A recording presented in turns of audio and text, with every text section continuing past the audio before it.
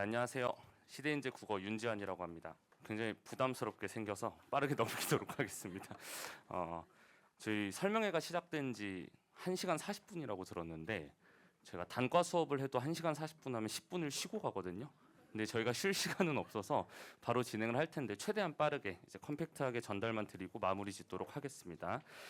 자, 시작하기 전에 한 가지만 좀 부탁드려도 될까요? 저희 허리를 한번 펴고 목 한 바퀴만 돌리고 시작하도록 하겠습니다. 제가 사실 수업을 할 때마다 고3 학생들이랑 수업을 하면 한 3시간 수업하면서 목을 20번은 돌려주는 것 같아요. 집중력이 떨어지실 수 있기 때문에 스트레칭하고 시작하도록 하겠습니다. 자, 일단 수능 국어 경향성부터 말씀을 드려야 될 것 같아요. 이제 올해 수능은 어땠나부터 말씀을 드릴 건데 일단 이게 제 브로셔고요. 혹시 꺼내주실 수 있으면 꺼내주시면 감사하겠습니다. 그리고 이게 이제 제 올해 상세 커리큘럼이니까 이것도 마찬가지로 꺼내주시고요. 중간중간에 제가 수능 국어 공부를 어떻게 해야 하는가에 대해서 설명을 드릴 건데 가능하시다면은 펜 받으신 걸로 간단히 필기하시면서 들으셔도 괜찮을 것 같습니다. 자, 올해 수능은 어땠느냐? 간단하게 요거 표 하나로만 설명드리고 넘기도록 하겠습니다. 지금 보시면 오답률 메가스터디 기준이에요. 메가스터디 기준으로 오답률 1등, 2등, 3등, 4등, 5등 중에서 1, 2, 3, 4등이 다 독서예요. 그 말은 즉슨 독서가 굉장히 어려웠다라고 할 수 있겠고 심지어 오답률 1등이랑 2등은요. 이게 오답률 80%, 오답률 71%라고 하면 정답을 맞춘 친구가 30% 같이 안 된다라는 소리거든요. 굉장히 어려웠다. 자, 그럼 이렇게 좀 정리를 할 수 있겠어요. 독서가 다시 어려워졌다라고 할 수 있습니다. 작년까지만 해도 문학이 훨씬 더 어렵게 출제가 됐었는데 올해는 다시 독서가 어려워졌다라고 많이들 말씀을 하실 건데요. 아마 이제 여기가 첫 설명회인 걸로 아는데 오늘 저녁에도 설명회가 있고 아마 다음에도 설명회가 또 있을 거예요. 독서가 다시 어려워졌다라고 많이들 말씀을 하실 것 같은데 저는 그렇게 생각을 하지 않고요. 진짜 그러한가? 제가 이제 현장에서 이건 사실 수치일 뿐이고요. 수치일 뿐이고 현장에서 학생들이랑 소통하면서 느꼈던 것들을 좀 말씀드리려고 합니다. 요것만 보시면 어머님들은 이제 아버님들은 보통 독서가 어렵구나, 우리의 독서를 좀 많이 시켜야 되겠구나, 비문학이 어렵구나, 킬러구나 이렇게 생각을 많이 하시는데 사실상 학생들이 원초적으로 성적이 나오지 않는 원인은 어디에 있냐? 문학에 있습니다. 그래서 다른 여타 수치적인 것들은 차치하고 제가 현장에서 학생들이랑 소통하면서 느꼈던 점을 바탕으로 실제 이제 올해 100점을 맞은 98점, 97점을 맞은 학생들의 어떤 수기를 바탕으로 어떻게 공부해야 되는지를 설명을 바로 드릴게요. 자, 그래서 100점은 어떻게 만들 수 있느냐? 자, 첫 번째입니다. 기계적인 문학 풀이 능력이 필요하다. 문학은 문학 아니냐? 문학을 문학답게 풀어야지. 어떻게 기계적으로 푸느냐라고 물어보실 수 있는데 자, 얘는 일종의 시험이죠. 그죠? 수능은 시험이기 때문에 이의 제기가 존재합니다. 논리적으로 출제하지 않으면은 이의 제기를 받아들이고 문항에 오류가 생길 수가 있어요. 그래서 평가원은 항상 문항을 논리적으로 출제를 하고 우리는 기계적으로 대응을 해야 된다. 자, 이런 말이에요. 자, 맨날 학생들한테 하는 얘기인데 야, 너네 작품이 추상적이면 어떻게 풀 거야? 구체적이면 어떻게 풀 거야? 내면 중심의 소설이 나오면 어떻게 풀 거야? 지문에서 답이 안 찾아지면 어디로 돌아갈래? 등등등 해가지고 다양한 상황에 대해서 대처할 수 있는 대처법이 있고 그거에 대해서 본인이 논리적으로 풀어나갈 수 있는 힘이 있어야 되는데 그냥 단순히 이렇게 감으로만 접근하는 학생들은 현장에서 시간이 오래 끌리고 시간이 문학에서 오래 끌리다 보니까 독서를 어렵다고 생각을 합니다. 사실 다시 보여드릴게요. 요거는 왜 이렇게 나오는 거냐면 앞쪽에서 시간 세이브가 안 되니까 여기 가서 급하게 읽게 되고 비문학을 급하게 푸니까 오답률이 높아지는 겁니다. 이해되셨죠? 그렇기 때문에 사실 우리가 신경을 써줘야 될 건 1차적으로 수능 100점을 맞기 위해서 1차적으로 신경을 써줘야 될 건 문학을 깔끔하게 풀어주는 거, 논리적으로 풀어주는 거. 그게 좀 필요하고요. 제가 이제부터 몇 가지 이제 학생들의 후기를 좀 보여드릴 텐데 단순히 제 수업 후기라고 생각하지 마시고 제가 학생들한테 부탁한 게 있어요. 올해 수능 끝나고 잘 친 친구들은 어떻게 본인이 공부를 했는지 좀 전달을 해달라. 그래야 내가 내년 학생들한테 너네가 이런 식으로 기출을 대했고 공부를 했다라는 걸 보여줄 수 있지 않겠냐. 그래서 몇 가지 받아놓은 게 좀 있습니다. 자, 이 친구가 100점을 맞은 친구인데 뭐 제 수업을 봐가지고 100점을 맞았다 이게 중요한 게 아니고 여기서 항상 이 학생들이 고민으로 말하는 게 요거였어요. 문학이 항상 객관적으로 답이 잘 안 나와서 고민이 많았다. 100점을 맞는 친구도 이런 고민을 했었다라는 거죠. 문학이라는 거는 감이라고 생각을 하니까. 그러다가 이제 이건 제 수업이고요. 뭐 열심히 복습하고 체화한 결과 깔끔하게 풀어서 100을 맞았다. 자, 제 수업을 듣고 100점을 맞은 게 중요한 게 아니에요. 문학이란 게 틀을 한번 잘못 잡으면 시간이 오래 걸리고 문제가 생긴다. 그래서 문학을 깔끔하게 처리하는 게 필요하고, 이 학생도 시대인재 재종에서 수업을 들었던 상위권인데, 여기 보시면 문제를, 문학입니다. 문학 문제를 나름대로 근거를 잡고 풀었었지만 주제를 위주로만 풀었었고 정확한 풀이 순서를 잡지 못했었다. 근데 이제 제가 루틴을 좀 알려주거든요. 야, 요렇게 풀고 안 되면 요렇게 되고, 그래도 안 되면 저렇게 가고, 이렇게 좀 기계적인 어떤 대응책이 있어야지 현장에서 당황하지 않고 깔끔하게 풀어낼 수 있다라는 겁니다. 그러니까 이래서 다시 말씀을 드리면, 자, 문학이란 게 단순히 감으로 풀어나가는 게 아니고 논리적으로 풀어야 되고, 논리적인 풀이책을 초반에, 그러니까 우리가 겨울방학 때 딱 잡지 않게 되면은 방향을 잘못 들어가게 된다. 그래서 제가 조금, 지금 혹시 집중이 가능하실까요? 예시를 하나 가져왔습니다. 우리 설명회 때 문제 푸는 거 싫어하시죠, 다들? 근데 그러면 아니요. 우리 학생들 체험 한번 해보셔야 되기 때문에 같이 한번 풀어볼 건데, 이쪽이 이제 선지고요. 여기가 이제 지문입니다.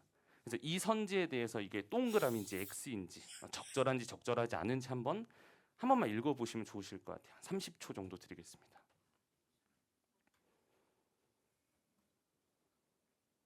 읽어보셨을까요? 가장 어려운 게 뭐냐면, 학생들한테, 이제 학부모님들이나 학생들이랑 똑같거든요. 수능을 처음 대하는 게 똑같은데 가장 어려운 건 이런 거예요.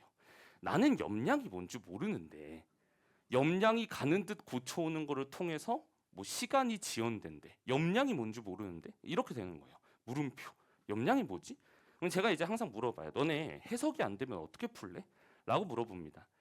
자, 문학이라는 거는 일상생활의 언어잖아요. 그죠? 사실 인간의 감정을 다루고, 그죠? 인간의 삶을 다루는 어떤 문학이기 때문에 우리가 일상적인 언어로 접근을 해야 돼요. 즉, 이 염량이라는 거는 여기서만 정의가 결정되는 게 아니라 이 맥락하에서 결정이 됩니다. 자, 제가 올해 강사가 5년 차거든요. 강사가 5년 차인데, 뭐 어머님들 앞에서 제가 말씀드리기 좀 민망하긴 하지만 1년 시간이 참 빠르게 갑니다. 나이가 먹을수록 정말 빠르게 간다고 하던데 진짜인 것 같아요. 시간이 빠르게 간다. 여기도 이렇게 적혀 있죠. 세월이 물 흐르듯 간다. 이게 빠르게 가는 거죠. 그러면 이제 시간이 지연된다는 말이 안 되죠. 빠르게 가는데 어떻게 지연이 됩니까? 그죠? 자, 염량으로 푸는 게 아니라 이 앞에 있는 맥락을 통해서 이 친구의 정의를 확정지어서 문제를 푸는 거다. 자, 문학은 이렇게 문학만의 논리가 있어요. 그러니까 독서의 논리랑은 다른 문학만의 논리가 있고, 요거를 잘 잡아둬야, 이러한 등등의 것들을 잡아둬야 시험장에서 오류가 생기지 않는다. 시간이 끌리지 않는다. 일단 이게 제가 첫 번째로 말씀드리고 싶었던 거, 100점을 어떻게 만드는가입니다. 이해되셨을까요? 이렇게 문학에서 일단 탄탄하게 하방이 보장이 되어야 학생들이 충분한 시간을 가지고 독서를 읽어낼 수 있는 거예요. 자, 그럼 이제 두 번째 좀 말씀을 드릴게요.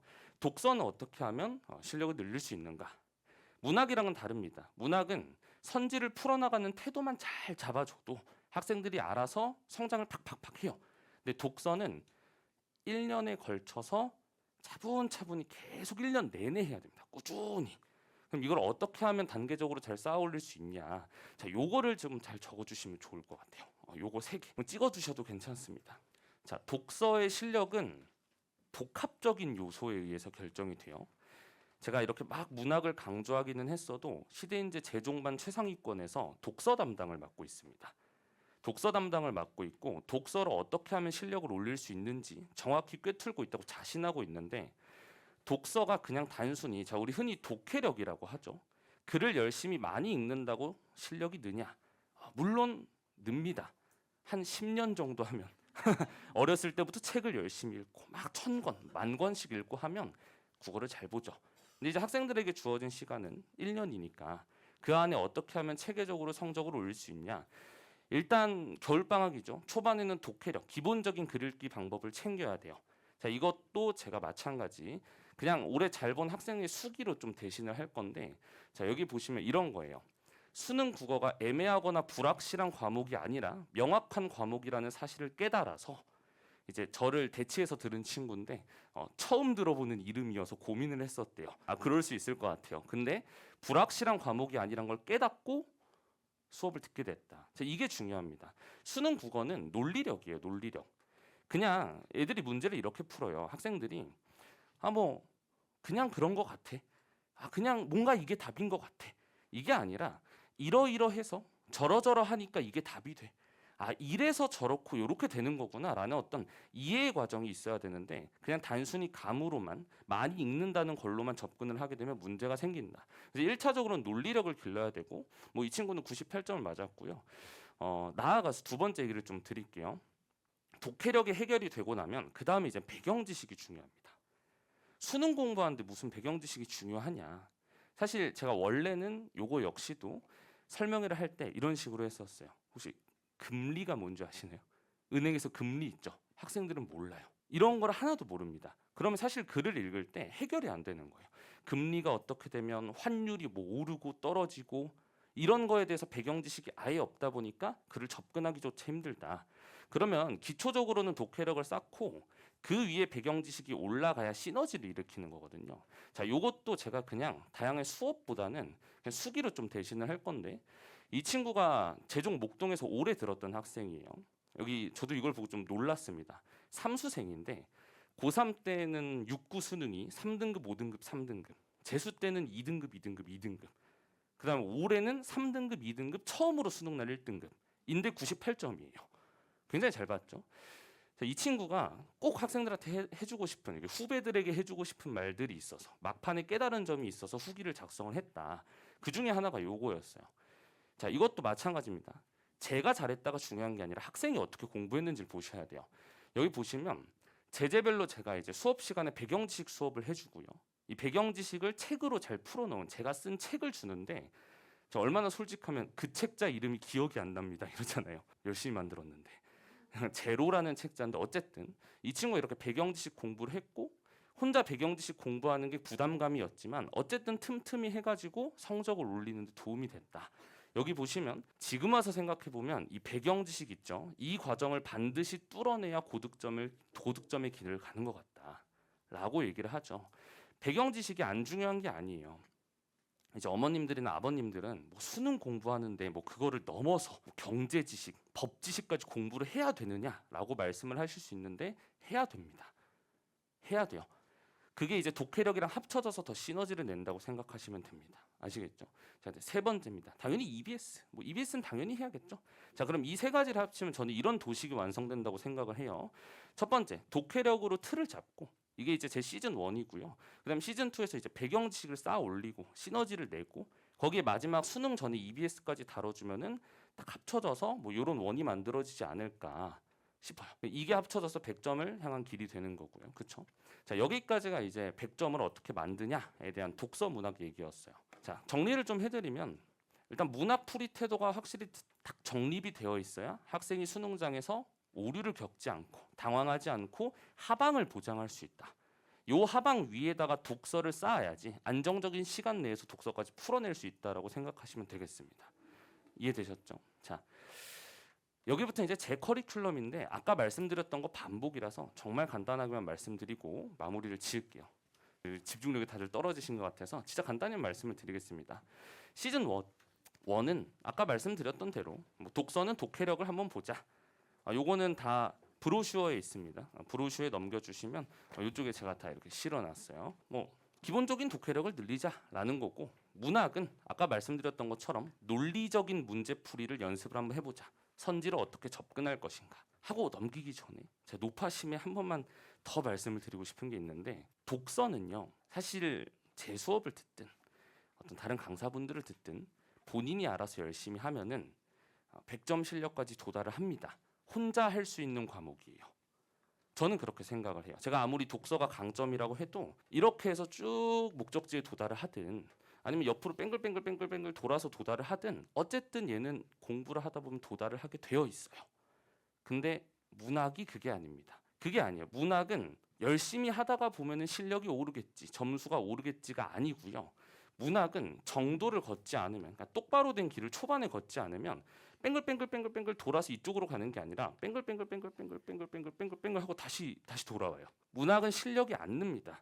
그러니까 올바르게 초반에 태도가 잡혀 있어야지 목적지에 도달할 수 있다고 생각하시면 좋을 것 같아요. 네, 그렇습니다. 그래서 이 시즌 1에는 그런 걸 좀 잡아줍니다. 수능 문학은 문학이랑 다르니까 수능 문학 안에서의 문학적인 논리를 좀 같이 배워가자 이런 얘기들을 주로 하고요. 그다음에 시즌 2는 이제 제 대표 커리큘럼인데 이제 앞쪽에서 본질적인 실력을 쌓았으면 이제는 유형별로 얘는 이제 제재별, 얘는 이제 갈래별로 어떻게 읽어나갈지 한번 얘기를 해보자 이런 거고요. 뭐 시즌 3는 제가 올해 처음 만든 커리큘럼이에요. 강사 5년 하면서 처음 만들었는데 Eclipse라고 E는 누가 봐도 EBS겠죠, 그렇죠? 단순히 EBS 작품 해설, EBS 배경 지식 해설을 하는 게 아니고요.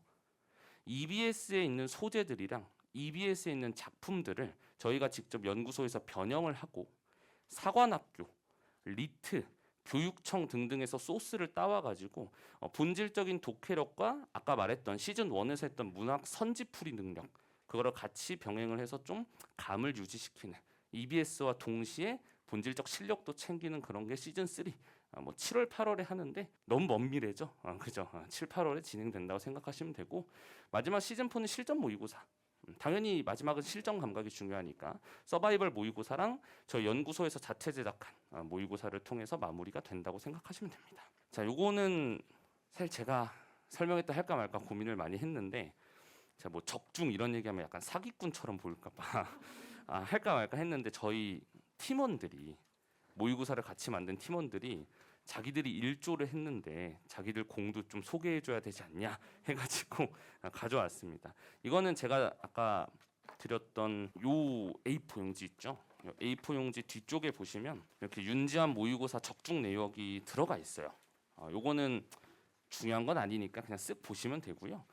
그냥 우연히입니다. 우연히 올해 수능날 나왔던 고전 소설에 출제된 대목 및 밑줄 문제로 나왔던 지점까지 완벽하게 똑같이 출제를 했어요. 저희가 물론 우연이 섞여 있지만 100% 우연은 아닌 게 아까 말씀드렸던 대로 수능은 수능만의 문제 출제 논리가 있습니다. 특히 문학은요.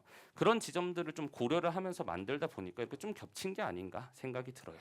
네, 이거는 그냥 저희 연구진의 공으로 돌리도록 하겠습니다. 꼭 한번 얘기를 해달라 해가지고 그 다음에 이제 자료 얘기를 좀 드릴게요. 자료 얘기를 본격적으로 소개를 드리기 전에 혹시 허리 한 번만 펴주실 수 있겠습니까? 제가 왜 자꾸 허리를 피라고 말씀을 드리냐면 제가 올해 또 일하다가 허리 디스크에 걸려가지고 학생들한테 매일 좀 허리를 피라고 말씀을 드립니다. 자, 제가 강사 5년 차, 1년 차부터 갖고 있던 신념이 하나가 있습니다. 수업은 일주일에 한 번이에요. 2주 전까지만 해도 딱 이 자리에서 일요일 6시 30분에 수업을 했었는데요.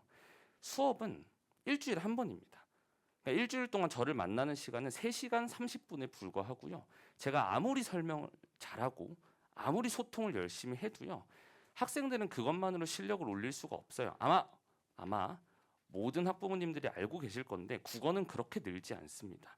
본인이 열심히 해야 되는 과목이고요. 저는 거기에 길을 잘 닦아주는 역할을 갖고 있기 때문에 이런 신념을 가지고 있어요. 일주일에 한 번 수업만으로는 충분하지 않다. 여기에 제가 1년 동안 같이 따라가면서 실력을 올릴 수 있는 자료를 보충을 잘 해줘야 된다.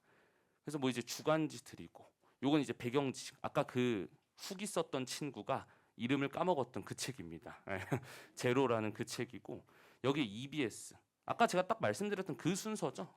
기출 분석해야 되고 독해력 늘려야 되고 배경 지식 가져가야 되고 EBS 가져가야 되고 마지막 기출 분석서 문제집 주면서 학습하게 만들고. 자, 근데 그것보단 제가 이런 거 하나하나가 언제 배부되고 그런 걸 소개드리기보다는 그 안에 내지 구성. 제 해설은 사실 시대인재를 포함해서도 그러니까 전국 어떤 인강 사이트의 해설서를 포함해서도 가장 좋다고 정평이 나 있다라고 자부를 하거든요. 제가 자 여기 보시면 핸드폰 사시라고 또 자, 보시면 문장마다 어떤 생각을 갖고 읽어나가야 되는지 그리고 이미지를 어떻게 그렸어야 되고 어떤 생각을 하면서 풀었어야 되는지 확인 문제까지 해설서가 굉장히 자세합니다. 근데 이 자세하다라는 거를 어필하기보다 이것도 마찬가지로 요걸 좀 보여드릴게요. 자, 이 친구 아까 그 98점 맞았던 친구고요. 어떻게 활용했는지를 좀 설명을 드릴게요. 문제 뒤에 있는 지문 해설, 선지 해설이 진짜 진국이다. 문제의 양보다 이게 중요하다. 선생님이 지문 읽으실 때 하시는 모든 생각들, 이미지화되어 있는 실제 시험지의 그림들, 지문 해설에 담겨 있고 선지 해설은 각 선지의 옳고 그름, 이건 당연히 있어야 되는 거고 특히 오답률이 높았던 선지의 현장에서 제가 실전적으로 어떻게 풀었는지, 또 나아가서 보기를 이용하면 어떻게 풀 수 있는지, 또 나아가서 정석적인 풀이, 깊은 풀이 등등 저희 해설지에는 제 모든 생각이 다 담겨 있어요. 왜냐하면 자 다시 수업은 일주일에 한 번이거든요. 나머지 6일 동안은 제가 옆에 붙어 있는 듯한 느낌으로 애들을 챙겨줘야 되기 때문에 해설에 굉장히 공을 많이 드립니다. 제가. 자, 이 친구도 그렇죠. 이 친구도 98점 맞은 친구예요. 자, 이때 가장 중요한 거는 주간지입니다. 주간지에 적힌 문단 해설을 꼼꼼하게 읽으면서 태도를 혼자 교정했던 거. 그러니까 결국 98점, 100점을 맞는 친구들은 단순히 제 수업을 잘 따라와서 그런 게 아니에요. 제 수업은 당연히 길을 잡아두고 도움이 많이 되었겠지만 결국은 혼자서 해설을 읽어보고 사고를 비교해보고 하면서 성장을 한다. 그 과정에서 저는 그냥 해설을 잘 써주고 학생들이 읽었을 때 깨달음을 줄 수 있도록 자료를 제공할 뿐이죠. 그러니까 이런 부분들을 학생들한테 좀 강조를 많이 해주셨으면 좋겠어요. 자, 마지막 이제 저희 관리 시스템 좀 얘기를 드리면 아마 대구에서 현장 하시는 강사분들 중에 물론 제가 일일이 다 조사해 본 건 아니지만 제가 가장 질답 조교가 많지 않나 싶고, 제가 올해 단과와 재수종합반을 포함해서 질문 답변만 2,200개에서 2,300개를 했습니다. 제가 올해 연구실에 제가 번 돈의 80%를 썼거든요. 정말 최소한의 생활비를 남기고 우리 학생들 이 가장 답답한 게 질문을 올렸는데 하루 내로 해결이 되지 않으면 엄청 답답해요. 국어는 이제 한 2, 3일 지나면 까먹거든요. 질문했던 걸. 그래서 최대한 빠르게 해주려고 올해 제가 질문 답변 연구진을 10명 썼었는데 내년에는 20명을 쓸 예정이거든요. 그래서 여기서 더 규모를 늘려가지고 최대한 실시간으로 질문 답변이 가능하도록 할 예정이고, 당연히 이거 질답하는 친구들은 작년 기준으로 의대 정시생들만 뽑아가지고 질답을 합니다. 그래서 가끔 막 수학도 물어봐요. 난 국어 강사인데 생명 어떻게 해야 되나요? 하지만 답변이 다 됩니다. 의대생 친구들은 저보다 생명을 잘하기 때문에 수학도 잘하고 뭐 이렇게 좀 관리를 해드리고 있고요. 여기도 보면 이 친구 아까 그 98점 친구입니다. 인클래스 질문 사이트를 자주 이용했다. 제 이 후기를 보고 이 친구가 질문 몇 개 올렸는지 검색을 해봤어요. 1월 초부터 들었던 친구인데 154개 했더라고요. 1년 동안 계속 질문을. 그러니까 아까 보여드렸던 그 해설지를 읽으면서 쌤 저는 이렇게 사고했는데 이렇게 풀면 안 되나요? 답변 가는 거고. 쌤 저는 이렇게 풀어봤는데 이런 풀이는 안 적혀 있더라고요. 이렇게 안 되나요? 그것도 답변해 주는 거고. 이런 식으로 교정을 했더니 이 친구가 고3 학생이었는데 초반에 제가 알기로 3월 학평 성적이 70점대였거든요. 근데 수능 날까지 쭉쭉 천천히 잘 오르더니 98점을 맞아 오더라고요. 네, 중요합니다. 자, 뭐 이 친구도 마찬가지. 인클래스. 저희 홈페이지입니다. 저희 홈페이지 사이트에서 이게 질답하면서 공부를 잘했다. 이렇게 좀 보여드리고요.